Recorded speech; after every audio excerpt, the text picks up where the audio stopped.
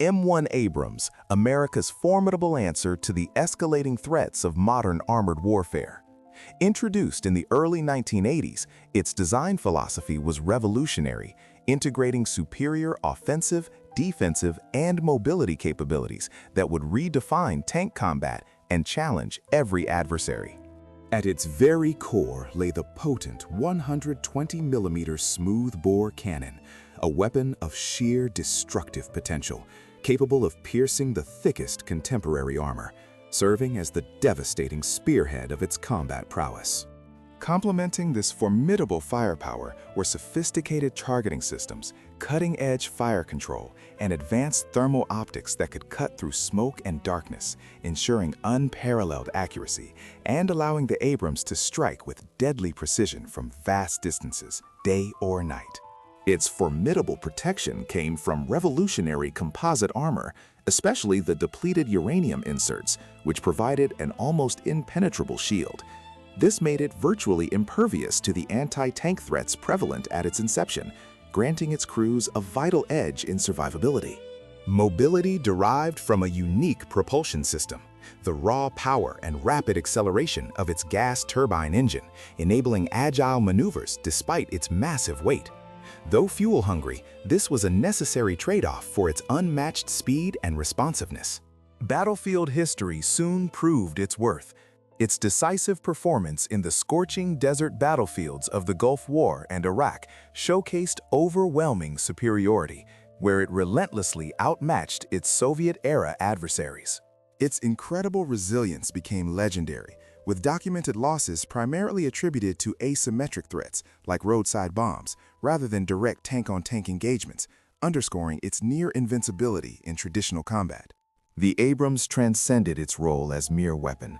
It became an enduring symbol of American technological prowess and military might. A machine meticulously engineered not merely to engage the enemy, but to utterly dominate and overwhelm any opposition it faced. It was designed not just to fight, but to overmatch. In the annals of military might, a machine stands designed not merely to engage, but to utterly overmatch any adversary it faces. This is the Leopard 2, Germany's undisputed flagship battle tank, universally regarded as one of the most respected and influential designs across the globe. Unveiled in the late 1970s, its very existence was forged from the crucible of Cold War lessons, embodying the strategic imperative for a superior fighting vehicle. Its fundamental design philosophy champions an exquisite balance, not simply overwhelming armor, nor just devastating firepower, but a profound synergy where all three critical dimensions of tank warfare, protection, offense, and mobility, work in perfect, lethal harmony. At the heart of its offensive capability lies the formidable Rheinmetall 120mm smoothbore gun, a weapon so exceptionally effective and devastatingly precise that it rapidly ascended to become the defining standard for NATO forces. This iconic cannon not only forms the primary armament of the Leopard 2 itself, but also graces the formidable turrets of other Allied giants, such as the renowned M1 Abrams, testament to its unparalleled performance. For protection, the Leopard 2 incorporates advanced composite armor, meticulously engineered and strategically concentrated, especially across its critical frontal arc. This formidable shielding was specifically conceived to resist the potent 125mm shells fired by its Soviet adversaries, and has since been continuously upgraded to confidently repel the sophisticated kinetic and chemical energy rounds of modern battlefields. Mobility, however, is another cornerstone of its brilliance. Propelled by a powerful 1,500 horsepower diesel engine, the Leopard 2 effortlessly marries blistering speed with exceptional endurance. Unlike the M1 Abrams' famously fuel-hungry gas turbine, the Leopard 2 offers a more efficient operational profile, allowing it to traverse vast, open terrains with remarkable agility, yet sustain long stretches of combat without the constant demand for resupply. Its distinguished operational history stands as a testament to its unwavering reliability. Deployed by over a dozen nations worldwide, it has proven its mettle in the harsh landscapes of Afghanistan and, more recently, on the contested plains of Ukraine. Its distinguished operational history stands as a testament to its unwavering reliability. Deployed by over a dozen nations worldwide, it has proven its mettle in the harsh landscapes of Afghanistan and, more recently, on the contested plains of Ukraine. Its reputation is etched in steel, precise, utterly dependable, and supremely survivable. If the M1 Abrams embodies raw, unbridled power, then the Leopard 2 truly represents the pinnacle of refined German engineering. A formidable war machine, not solely for Germany, but a vital cornerstone for the entire Western alliance. Here we turn our gaze to the formidable Challenger 2, Britain's main battle tank, a titan forged with one paramount objective: unparalleled protection. Unleashed in the tumultuous 1990s, this behemoth proudly bore the legendary Dorchester armor, a sophisticated evolution of the Chilbom composite. In the crucible of combat, this ingenious armor has proven itself almost impenetrable, shielding Challenger 2s as they shrugged off direct hits that would have utterly decimated most other tanks. Its primary weapon is equally distinctive, a rifled 120mm gun. In stark contrast to the smoothbore cannons commonly fielded across NATO forces, the Challenger 2's unique rifled barrel grants it the ability to deploy specialized high-explosive squash-head, or HESH, rounds. These powerful munitions are exceptionally effective in devastating fortifications and light armored targets. However, this unique firing system also means a divergence from NATO's standardized ammunition, introducing logistical considerations. While its mobility is undeniably solid, it isn't designed for blistering speed. Powered by a robust diesel engine, the Challenger 2 prioritizes endurance, allowing it to remain operational for extended periods, but speed is not its defining characteristic. This tank was engineered not to outmaneuver the enemy, but to outlast and outfight them, a steadfast guardian on the battlefield. Indeed, the Challenger 2 boasts an impressive combat record. During the intense conflicts in Iraq, it earned a reputation as the most survivable tank on the ground, incurring remarkably few losses and virtually none attributed to enemy armor. Its role is unequivocally clear. Where the M1 Abrams and Leopard 2 dazzle with agility and overwhelming firepower, the Challenger 2 stands as a bulwark of endurance. It embodies the core British doctrine: a tank must, above all else, stay alive, no matter how dire the odds, a testament to unwavering resolve and defensive mastery. Beyond the front lines, a new doctrine emerged, a silent revolution forged in steel and fire. The T-64, a Soviet enigma, never widely exported, yet it indelibly altered the trajectory of tank design forever. Born in the tumultuous 1960s, this behemoth of the Eastern Bloc pioneered features that would become the bedrock for generations of Soviet and Russian armored vehicles. Its crowning achievement, the revolutionary autoloader system. By ingeniously removing the need for a dedicated human loader, the T-64 streamlined its crew to a mere 3, a radical departure from previous designs. This innovation allowed for a significantly smaller, lighter tank profile, making it a far more elusive target on the battlefield and more economical to manufacture. But don't mistake its compact size for a lack of punch. The T-64 wielded a formidable 125mm smoothbore cannon, an intimidating leap in caliber compared to NATO's contemporary 105mm guns. Coupled with cutting-edge guided missile capabilities, this gave the T-64 unparalleled long-range striking power, capable of engaging threats from afar. Beyond offensive prowess, its defensive capabilities were equally revolutionary. The T-64 introduced sophisticated composite armor, layers of innovative materials woven into its very structure. This groundbreaking protection rendered it remarkably resilient against anti-tank weaponry that had effortlessly dismantled earlier, less advanced tanks.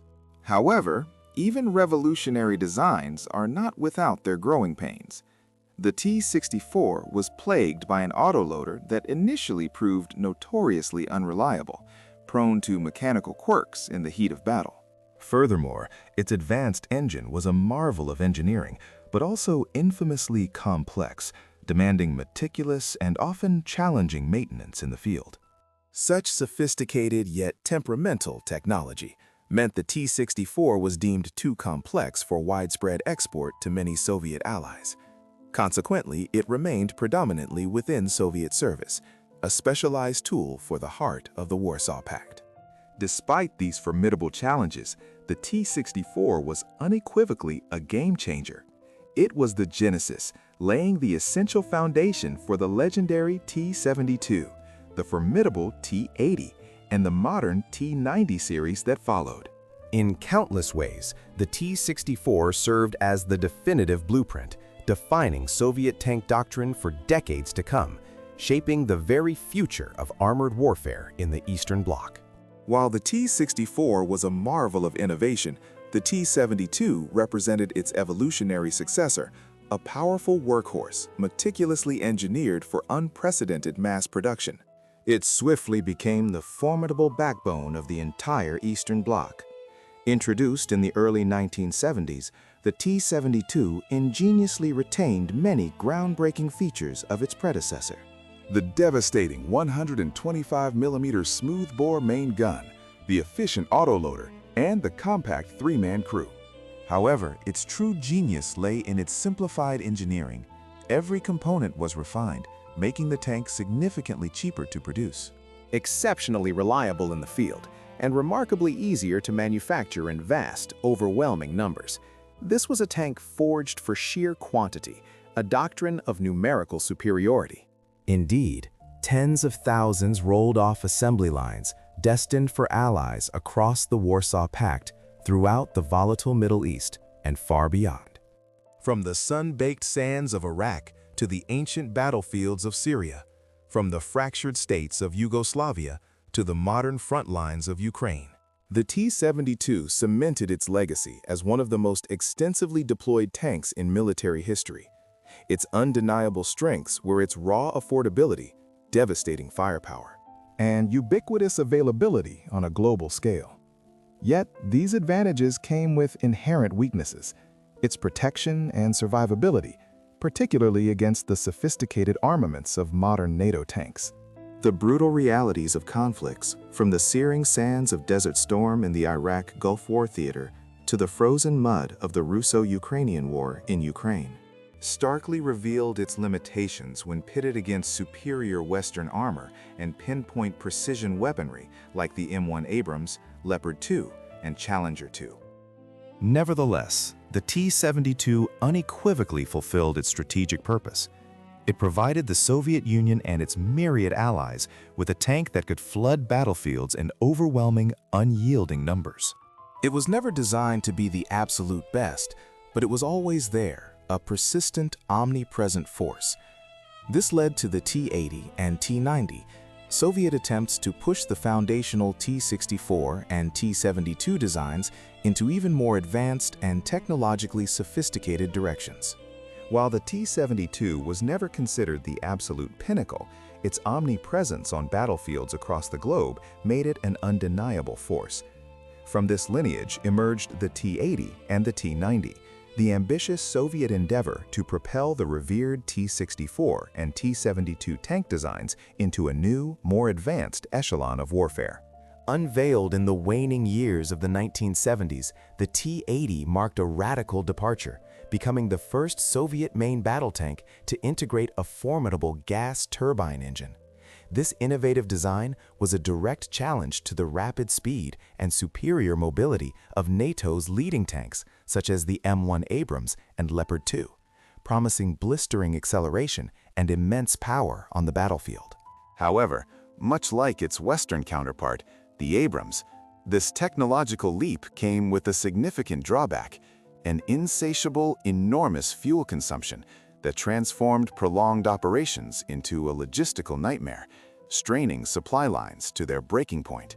The T-80 retained the potent 125mm smoothbore gun and the signature autoloader, further bolstered by significantly upgraded armor and sophisticated fire control systems. It was conceived as the elite spearhead, a cutting-edge machine designed to punch through enemy lines. Yet its baptism by fire in Chechnya laid bare critical weaknesses. Devastating losses were incurred, not solely due to design flaws, but tragically largely attributable to poor tactical deployment and a severe lack of adequate crew training, a painful revelation that irrevocably tarnished its once proud reputation. Out of the ashes of this experience, the T-90 arose in the 1990s, presenting itself as a more pragmatic evolution. Essentially, a heavily modernized iteration of the resilient T-72 design, it incorporated vastly improved fire control systems, enhanced reactive armor, and cutting-edge active protection systems, including concepts akin to the Trophy active protection system. This new Titan was not only more affordable, but also proved far more practical in the rugged realities of combat than its gas turbine-powered predecessor. Consequently, the T-90 swiftly ascended to become Russia's primary main battle tank, a reliable workhorse for its armored divisions. Even today, the T-90, particularly its formidable upgrades like the T-90M, stands as the unwavering backbone of Russian armored forces.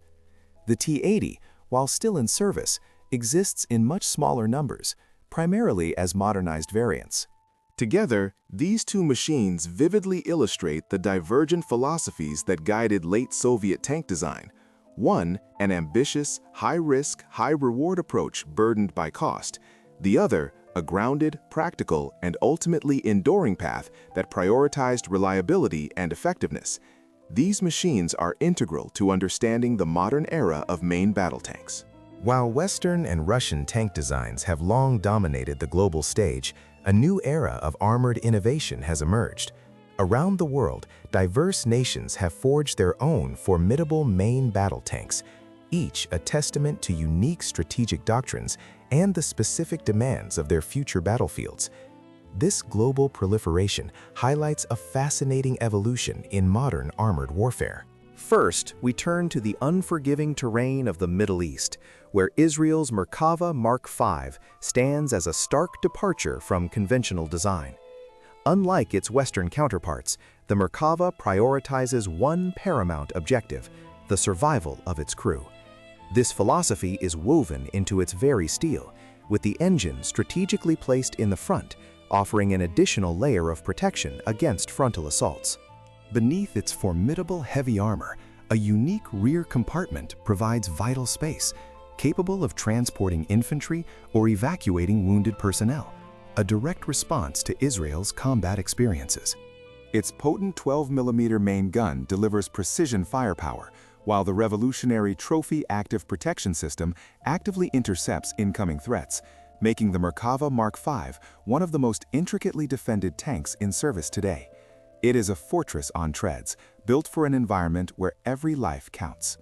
Its potent 120mm main gun delivers precision firepower, while the revolutionary Trophy active protection system actively intercepts incoming threats, making the Merkava Mark V one of the most intricately defended tanks in service today.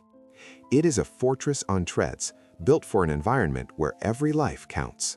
Shifting focus to the cutting edge of technological warfare, we look at the K2 Black Panther from South Korea.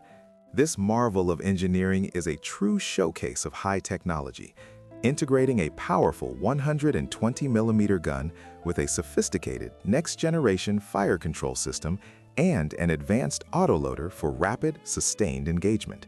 Every aspect of its design screams modernity and precision. Shifting focus to the cutting edge of technological warfare, we look at the K2 Black Panther from South Korea. This marvel of engineering is a true showcase of high technology, integrating a powerful 120mm gun with a sophisticated next-generation fire control system and an advanced autoloader for rapid, sustained engagement.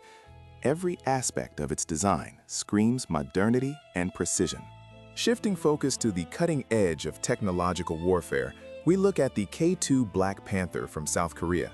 This marvel of engineering is a true showcase of high technology, integrating a powerful 120mm gun with a sophisticated next-generation fire control system and an advanced autoloader for rapid, sustained engagement. Every aspect of its design screams modernity and precision. Beyond its offensive capabilities, the K2 boasts a revolutionary hydropneumatic suspension system. This allows the tank to dynamically adjust its posture, kneeling or tilting with remarkable agility to achieve superior firing positions or adapt to challenging terrain, a feature that provides an unparalleled tactical advantage. Though undeniably expensive, the K2 Black Panther stands as one of the most advanced and digitally integrated tanks ever conceived, pushing the boundaries of what a main battle tank can achieve. Beyond its offensive capabilities, the K2 boasts a revolutionary hydropneumatic suspension system. This allows the tank to dynamically adjust its posture, kneeling or tilting with remarkable agility to achieve superior firing positions or adapt to challenging terrain, a feature that provides an unparalleled tactical advantage. Though undeniably expensive, the K2 Black Panther stands as one of the most advanced and digitally integrated tanks ever conceived, pushing the boundaries of what a main battle tank can achieve. Finally, from the east emerges the Chinese Type 99, a formidable response to both Western and Russian main battle tanks. Combining a devastating 125mm gun with advanced composite armor and state-of-the-art electronics, the Type 99 is a potent symbol of the People's Liberation Army's rapid modernization and growing military might. It embodies China's ambition on the global stage. Finally, from the east emerges the Chinese Type 99, a formidable response to both Western and Russian main battle tanks. Combining a devastating 125mm gun with advanced composite armor and state-of-the-art electronics, the Type 99 is a potent symbol of the People's Liberation Army's rapid modernization and growing military might. It embodies China's ambition on the global stage. Finally, from the east emerges the Chinese Type 99, a formidable response to both Western and Russian main battle tanks. Combining a devastating 125mm gun with advanced composite armor and state-of-the-art electronics, the Type 99 is a potent symbol of the People's Liberation Army's rapid modernization and growing military might. It embodies China's ambition on the global stage. While perhaps less battle-proven than its Western counterparts in direct conflict, the Type 99 unequivocally demonstrates China's rapidly expanding armored capability and its commitment to developing indigenous, cutting-edge military hardware. These remarkable machines, the Merkava, the K2, and the Type 99, are compelling evidence that the main battle tank is far from a static design. It is a platform constantly evolving, shaped by divergent designs and distinct combat philosophies. Yet, their fundamental purpose remains undivided: to decisively dominate the modern battlefield, asserting technological superiority in the relentless age of mechanized warfare. Born from the crucible of World War II, a new breed of soldier emerged, forging their legend in the vast, unforgiving deserts of North Africa. This was the birth of the Special Air Service, or AAS. They eschewed conventional frontal assaults, choosing instead to strike with surgical precision deep behind enemy lines. Their operations were shrouded in secrecy, targeting vital assets with audacious sabotage missions. Swift ambushes and daring raids against German airfields, crippling the enemy from within. It was here their immortal motto, "Who dares wins," was not merely a slogan, but a profound philosophy, a creed etched into the very soul of every operative. As the global landscape shifted after the war, so too did the threats they faced. The AAS adapted, evolving their doctrine to confront new adversaries.